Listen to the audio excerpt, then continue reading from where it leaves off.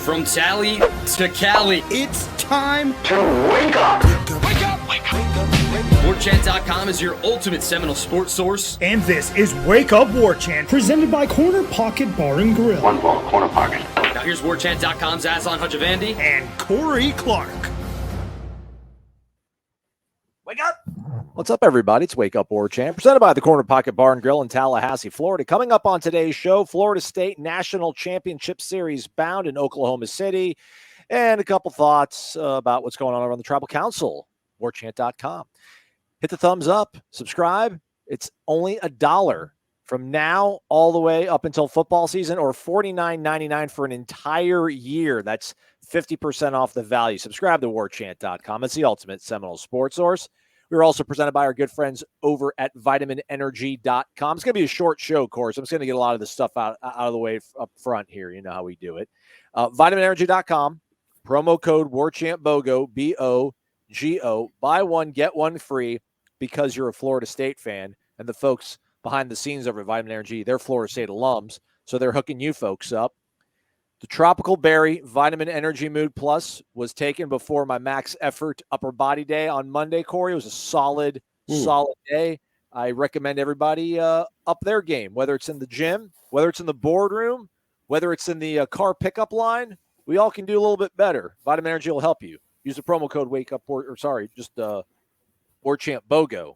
I'm all over the place. You'll be living large, courtesy of vitaminenergy.com.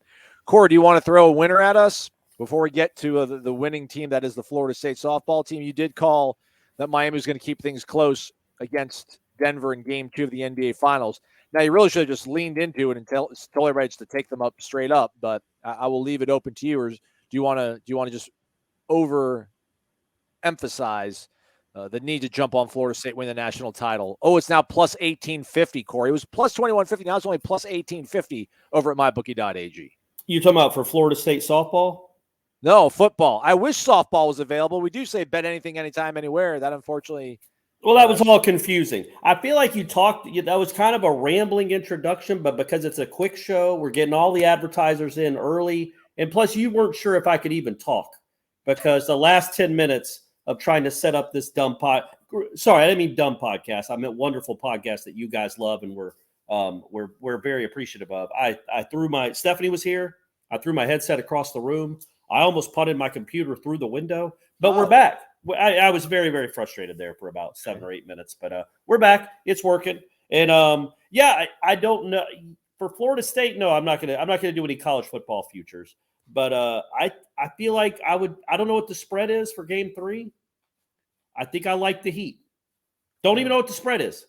Okay. I think I like the Heat in Game 3, and then Game 4, the Nuggets get their sea legs, get control of the series again.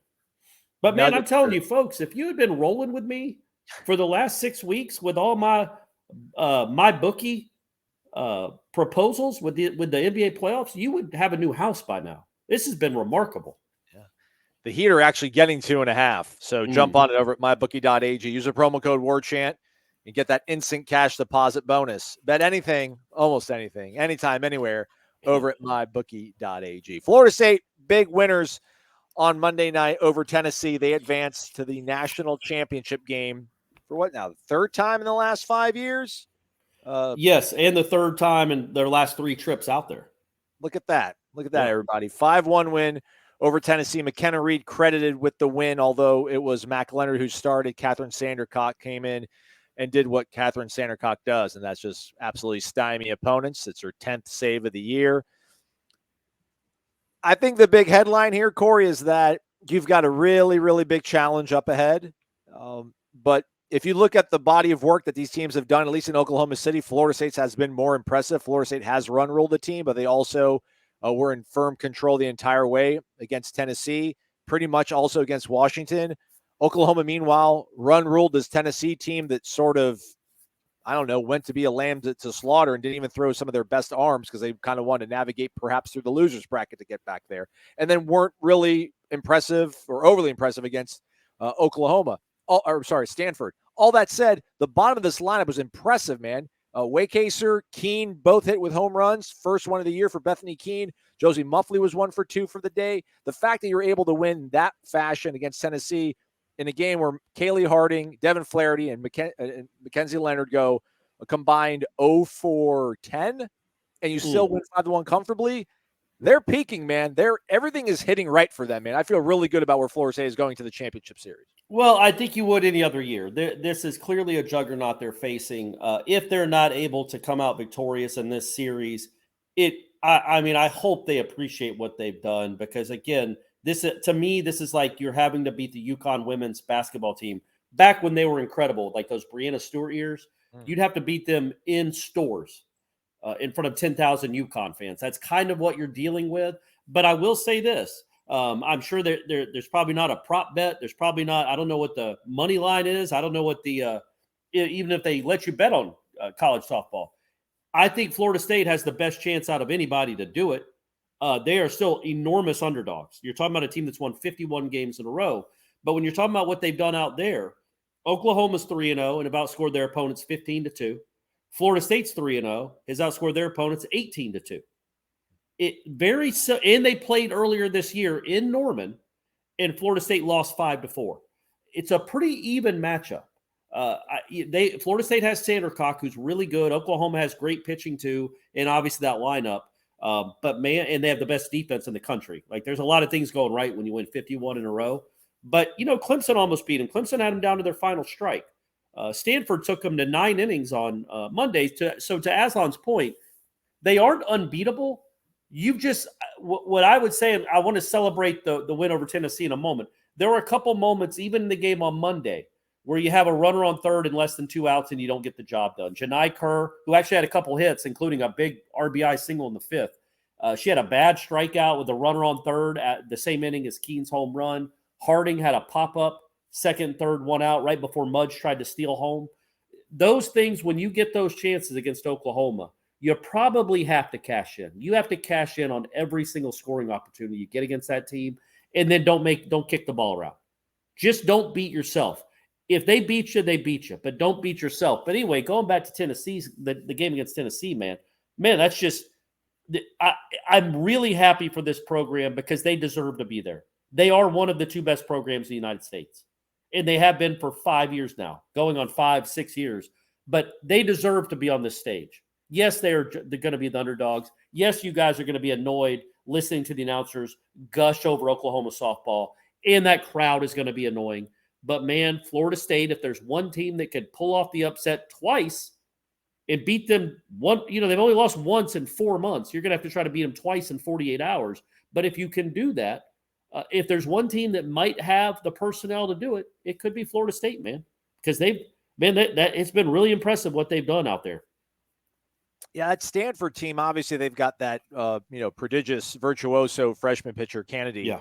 But their offense has been quite challenged Yes. throughout the postseason here out there. I mean, although they did hop on the Oklahoma early in that game, but they went. Hey, that was it. That was a wrap. Yeah, it was like 4 or 5 innings until they finally got another base hit, I think. Yeah. Or maybe 3 or 4 innings. So Florida State's offense has been opportunistic.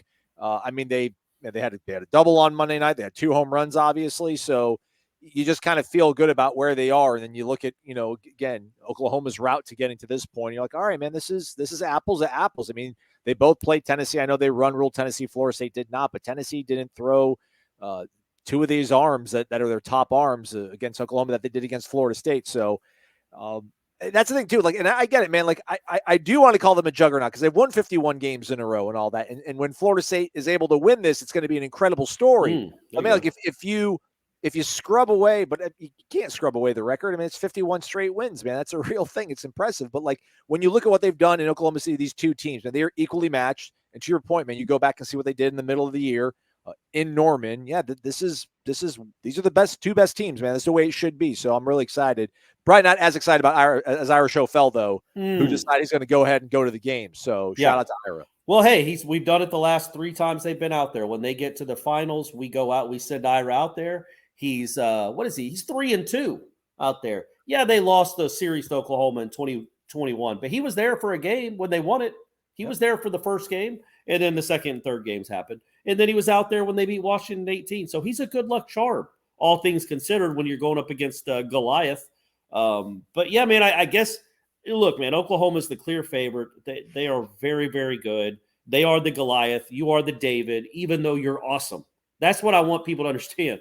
Usually a David-Goliath matchup is like, I don't know, man, Oklahoma versus pick somebody. Madison. East Carolina. Yeah, something like that. Florida State is the second best program in the country and the second best softball team in the country. Heck, they might be the best. We'll find out in a few days. But it's just because of the crowd, the atmosphere, what you're going up against on top of the most talented team. But you have Catherine Sandercock, and that's an awesome slingshot to have if you're a David. She's not giving up anything right now. She's been really, really good. And as you pointed out, man, they hit 3 home runs on Monday. One was by a person you'd expect, Edenfield. That's a big time bomb there. Even fooled off speed, kind of one-armed it 250 feet. But then the other two, Bethany Keene, her first home run in a Florida State uniform, and I think her 8th career home run, 8th or 9th. It's not like she was a home run hitter at South Florida where she was before Florida State. And Waycaser, her 4th home run of the year. So a huge home run in that spot. And so, man, I just you look at a lineup that 1 through 9 will battle you, and you play pretty good defense. You play really good defense up the middle, and then pretty good defense everywhere else. And you've got maybe the best pitcher left in the tournament.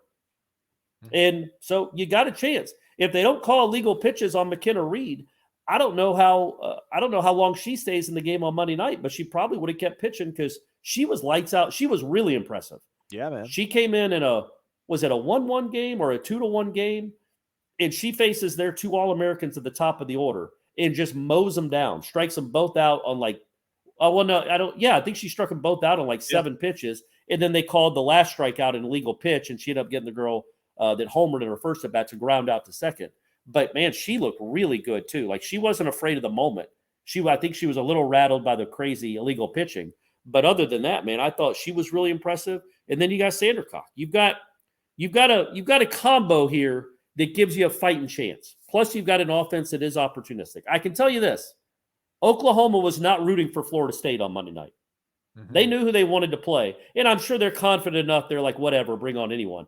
But they would have preferred that Tennessee won twice on Monday night because I think they know that Florida State, if anybody can give them a real series and end this incredible season they've had on a downer, it would be the team that Lonnie's got.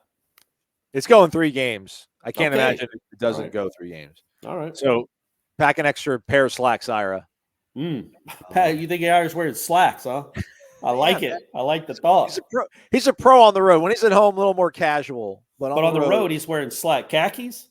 Yeah. All right, Ira, do it, man. Do it. Wear some slacks. That's what people are going to be expecting from you now. But, yeah, man, that's a really cool atmosphere. Florida State will have 300 people there, but they will be very loud. We'll get to see Sydney Sherrill again 10, 12, 15 more times on the broadcast.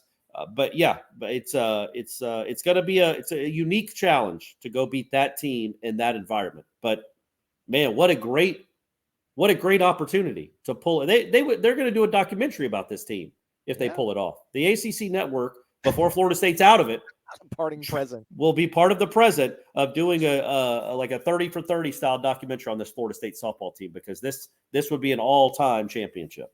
Yeah. And how about Coach Alameda? How about Coach A? Getting after the umps on those illegal pitches, by the way, man. Man, how about that? Yeah, the first one she went out there and kind of giggled and laughed with him, and she said something funny, and he laughed back. And then the second one, it's like, oh, that was an F-bomb. Oh, that was another one. Oh, and then I can read those lips. That was bull blank. Okay, yeah. Lonnie. All right, Lonnie.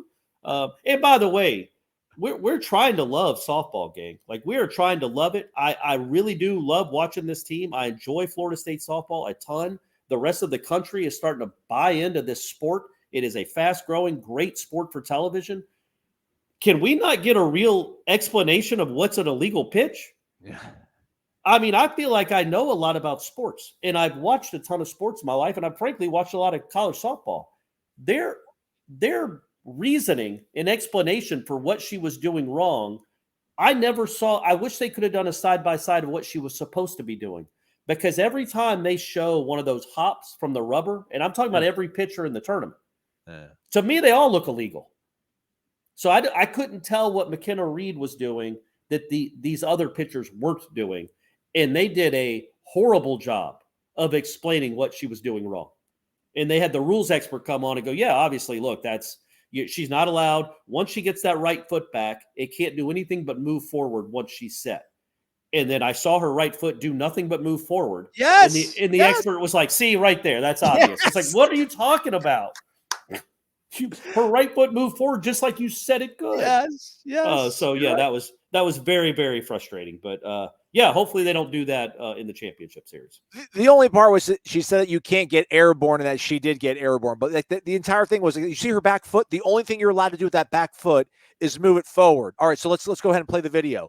And they play the video, and she just takes like a half step forward with that back leg, and it's like, that you said that's all she can do, and that's exactly what she did. But apparently she came airborne on the delivery, and you're not allowed to do that. But I didn't even see that. I'll tell you this: on the other ones where she was pitching, it looked to me she was like the ones they didn't call looked like she was coming airborne. That's why I'm saying I didn't either help us out or get rid of the rule.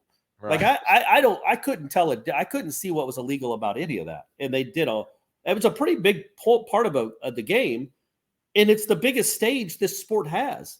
I would hope they would do a better job. And I credit to Michelle Smith and who's the other one that's in there? Mendoza. Yeah. One of them said it was ridiculous. Like she flat out said, well, this is ridiculous in this spot to be calling this. And I love hearing that because I want them to treat this sport like the real sport that it is. You don't have to sugarcoat anything when there's an awful strike zone or the umps are doing something that's dumb, just like you would do for any other sport. Say that it's dumb and ridiculous. They deserve it. And it was dumb and ridiculous, but McKenna Reed made sure it didn't matter. Hey, let's force the football. We actually might have had enough time to do the read in the middle of the show and not had so awkward off the top. But it wasn't awkward, Aslan. What are you talking about? It's great. Yeah, I handle it just fine all the time. On the ballot for the College Football Hall of Fame, the Warricks, Peter Warrick, Warrick Dunn. They are not in the Hall of Fame. They are not. They're on the ballot. So let's hope they get the necessary votes to both get in there. If you had to get on a table and defend one of these guys to be in there, we obviously want both. But if you had to get on the table and defend one, it's Peter, right? I mean, by maybe a millimeter, the distance that Kaylee Mudge was, I guess, out at home plate when she tried to steal home on replay where they slow-moed it down to that final frame. That would be my distance between Peter and Warrick Dunn. Because Warrick Dunn, man, he scored like 50 touchdowns. He was a part of a national champion. He led a national championship team in touchdowns as a freshman. He rushed for 1,000 yards 3 straight years.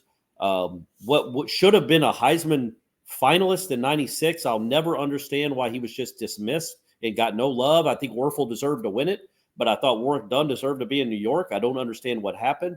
I thought Peter Warrick deserved to be in New York, but Dillard's happened.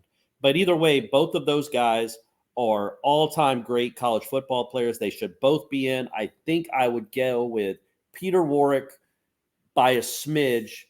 I think he's still the career receiving leader here. He's still the career touchdown leader here. I think Dalvin broke a good bit of Warrick Dunn's records, and Dalvin should be in hopefully sometime in our lifetimes. But Peter Warrick had that game in a national championship game he was the best player, and he had an all-time game. He had two long touchdown catches, a punt return for a touchdown in a national championship game. So yes, he should be in. It's weird that he's not in. But then you look at Terrell Suggs is on the ballot. Man, Terrell Suggs was awesome. How was he not already in? There's so many. I just don't. We always talk about this. You never know what the real barometer is and the voting process and how somebody gets in and doesn't get in and why Peter Warrick would be on the ballot for so long before he gets in. But he has to get in at some point. I know he didn't win a Biletnikoff Award, although he should have. That was a joke. And he didn't win a Heisman. Well, he was going to be a runaway Heisman winner if he didn't miss 2 games because of the Dillard's incident. So, man, come on now. He was a 2-time All-American, an incredible college football player. They both were. But, yes, I'd say Peter Warrick by a smidge over Warrick Dunn. I love you, Warrick Dunn. I love you, buddy. I do, too. That was very convincing. I thought it was more than a smidge. Peter was just so electric. He's so quintessential college football, that it'd be a shame to have a Hall of Fame without him being in there. And I just think about all the running backs. Like every single running back from Wisconsin probably deserves to be in there, right? Like Ron Dane and Monty Ball. all the, Melvin Gordon, they probably all had like more average yards per carry than Warrick Dunn. So you start stacking that stuff up. Well, I don't know about that, but I get your point about Warrick Dunn doesn't seem like a one of one. Peter Warrick seems like a one of one or like a one of three. I don't know who he was kind of like a Reggie Bush and he was a highlight reel. It wasn't just he put up huge numbers. He made people look like idiots. His highlight reel, go look it on YouTube, is an all-time highlight reel. Warrick Dunn was awesome too. I'm not saying he wasn't, but there's a lot. Yeah, I agree with you. I think when you think of Florida State receiver, when you think of just receivers from the 90s in college football, he might be the first person you think of. Mm-hmm. And I don't know that you would say the same thing about Warrick Dunn if you just thought of running backs from the 90s. I still take him over Ron Flippin' Dane, though. All I'm saying, Aslan. Yeah, amen. Yeah, no, I think Warrick Dunn probably has better yards per carry than those guys, just maybe not the full yardage because, they had such an explosive offense out here. To be eligible for the College Football Hall of Fame, Corey, you must have received first-team All-American recognition. Okay. All right. You got to be 10 years removed from your final college football season. Okay. And have completed your professional football career. Well, they check all those boxes. So I don't know. Maybe Peter Warrick didn't put his retirement papers in officially for a while. Yeah. And then it says the evaluation also includes candidates' records as a citizen and academic honors. So actually, if that's the criteria, then Warrick Dunn is definitely getting in. Well, he would have been in if they really considered that. He should have been in at the ninth home. Yeah. He helped for a single mom build, not the 160th. So yeah, they don't care about any of that stuff, man. Give me a break. Come on. So, maybe that's why Janikowski never gets in, which would be ridiculous. Knowles. Yeah, he's on there. There's 10 Noles currently in there. Marvin Jones, Charlie Ward, Derek Brooks, Bobby Bowden, Daryl Mudra, Ron Sellers, Fred Bolitnikoff, Ron Simmons, Deion Sanders, and Terrell Buckley. And I'm going to stop you there. Daryl Mudra does not count. Okay. I know he's he's got Florida State ties, but he is not in there for what he did at Florida State. Love you, Daryl. Love you, buddy. Just reading the words on the screen. Just reading the words on the screen, my friend.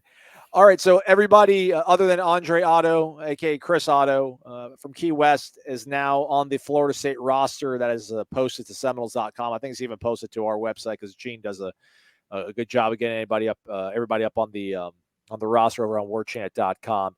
Conrad Hussey, I don't know if he made it onto your preseason top 40. I won't say if he made it on top of mine. He's going to be wearing the number 12, Corey. I don't know if I like that in my DBs. Blake Nicholson's going to wear 18 at linebacker. All right. Sam Singleton, running back from Fleming Island, he's wearing 28, so he's going to pay homage to Warrick Dunn. All right. So Nicholson's listed at 6'3", 215. Conrad Hussey, 6 feet, even 190. He could possibly be maybe a factor at safety, we're hoping, if need be. St. Thomas Aquinas product, really good program. Blake Nicholson again. It looks like he took a couple inches off his hair. I don't know what I feel about that, Blake. Ooh, but 18 on a linebacker. What do you think about that? I like it. I like it. Just like I like, is it Bowers from Georgia, the tight end? Isn't he like, what is he, like 18 or 19 or something? That sounds about right. Yeah, I just like those numbers on big, kind of bulky kids that can really run. He's 19. It looks good. Bowers is 19. Yeah, so be 18. Absolutely. I like it. I'm trying to think of can you think of any great 18s in Florida State history? Auden Tate? 18? Sure, I think so. I will say this, my man Singleton. It takes a lot of cojones to be a running back at Florida State and wear 28. Yeah. I like it, man. I like the confidence in himself for sure. Also, before we go, the Warchant Top 40, we might have jumped the gun on this. I don't know what we're going to do. I'm currently having some computer issues over here, but I'm getting a new computer that'll be delivered tomorrow, which, by the way, live show Wednesday, 6 p.m. Corey and myself, Wake Up Warchant. Before the big, it'll be the tailgate party before the softball game starts. Which, by the way, buried that. So game 1 is going to be Wednesday, 8 p.m. ESPN. Game 2, Thursday, 7:30 ESPN. And if Florida State doesn't sweep them, if necessary, 8 p.m. on Friday. Mm-hmm. So, all games on ESPN though, so you'll know that for sure. How about Matt? I think Janai Kerr before her last 2 at bats was like 2 of 26 in the postseason. Mac Leonard is 2 of 25. I don't think Harding has a hit the last 2 games, and they're in the championship series. Yeah, just it says a lot about the completeness. If I'm going to make up a word, I think that might be a word, of the team. that they can withstand some of their really big-time hitters going through slumps, and they still find a way to beat the best teams in the country to get to this stage. Shout out to our guy Grumpy BK, who usually is commenting on our shows on warchant.com's Tribal Council. He gave us his top 40. Oh. You put an entire put 40 guys. Okay. But he didn't numerically list them. He just did 40 bullet points. Oh, well, I mean, I don't know if that's – I don't know. I think it's in order because he's got the guy that we all think is number one at the top. Oh, okay. All right. And at the bottom of the list, he's got Trey Benson. Portier. He's got who? Portier at the bottom? Yeah. But ahead of him is Braden Fisk. And ahead of him is Maurice Smith. I would have them a little higher, I think. Yeah. Yeah, that's all right. But I'm not giving anything away, guys. You got to pay $1 to see it. But you will see it soon. Okay. And then our guy, Chopacane, who's been around forever. That was his handle even over on the previous website. Man, he's been around since day one. He's already got like over 1,000 posts. Shout out, man. Just cranking it out there. He's got Robert Scott at 5, Kalen DeLoach at 7. He gave us a top 10. Okay. So it's going to be fun once it's finally released. I was thinking about asking Tom and Gene like whether or not we should start maybe like the top 20. We do 5 of them like on the Jeff Cameron show, like live reveal. And then maybe you guys do 35 to 30 on headlines. And then we can do 30 to 25 on Wake Up. And then we'll go standard or whatever. Like maybe give these shows some juice in the off season, not that headlines needs juice. Oh, also, I mean, we don't need juice, buddy. We squeeze it all. Are you guys doing headlines later today, by the way? Yeah, buddy. Ira got a late flight, so we're going to do headlines, and I guess he's going to the airport. But I was going to say, what was I going to say? I can't even remember. Top 40? Excited about top 40? Or no, I blew it. I can't remember. It wasn't going to be great, clearly, because I can't remember it, but it was going to be something sort of interesting, but I completely lost my train of thought. We'll talk about it on Wednesday. No, nothing about that at all. No, it was about the Destin. We're going to get to talk to Destin Hill on Wednesday. And I didn't see this. Yeah, well, check your email, guy. Your computer's not working. Yeah, we get there's player availability. I think Singleton's going to be, there's 4 of them starting at 10 a.m. I see it now. Yeah. Yeah. So we get Destin Hill on Wednesday and we get Keon Coleman right after him. Yeah. So there's going to be some football in the midst of this, this great softball run. We're going to be talking to some important football players too. The thing is, unfortunately, I can't upload it from my other computer. Well, I love how it was just a 15-minute window. Like they think we're just going to talk to Destin Hill for 15 minutes. It's going to be an interesting. That'll be an interesting Q&A. What are we going to be told? Hey, man, don't ask him. He's not going to talk about it. How will that work? But we'll keep you guys posted. Yeah, Destin Hill, Keon Coleman, Goldie Lawrence, Sam Singleton. We'll speak to those young men on Wednesday, June 7th, 10 in the morning. So can't wait. Cannot wait. All right, that was all right. That was not bad. Look at us in June doing it for you folks, doing it for you. We're trying to get people once a week interviews on the show, everybody, because I know our voices maybe grow a little bit tiring every now and then. But I'm having some issues here on my end trying to get everything up to par and snuff. But it will be soon enough. Has Florida State signed anybody else out of the portal, baseball related? Is Link taking a breather here, waiting for maybe some of these other teams to filter out? They got that UCF pitcher, but I think we talked about him the other day. Cameron Leiter. I don't think we spoke about. We said there you go. Yeah, we got that. I think he led them in strikeouts. As Ira said, I don't know, but as Ira said on Twitter, it's like Link looked when they played UCF this year. He looked in that dugout. It's like, I want him, and I want him. Guys, you're coming this way. And they just waited till the season's over. Now a lot of seasons are over. Like there's only 16 teams left now, and Miami isn't one of them. By the way, everyone.